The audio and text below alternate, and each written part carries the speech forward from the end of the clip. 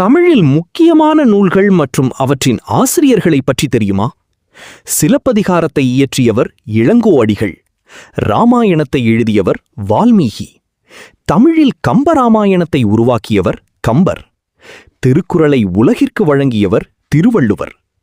மணிமேகலையை இயற்றியவர் சீத்தலை சாத்தனார்.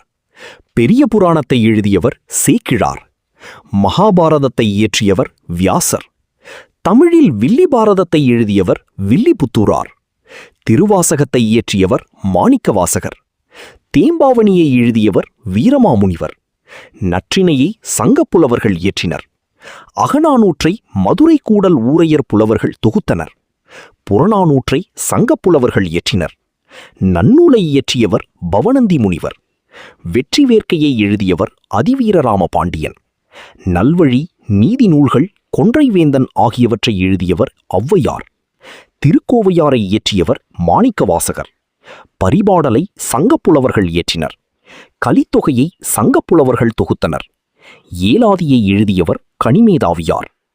இவ்வாறு தமிழ் இலக்கியங்கள் நம் பண்பாடு, அறிவு மற்றும் வாழ்க்கை நெறிகளை உலகிற்கு எடுத்துக் காட்டுகின்றன. இதில் 2 நூல்களை கூறவில்லை.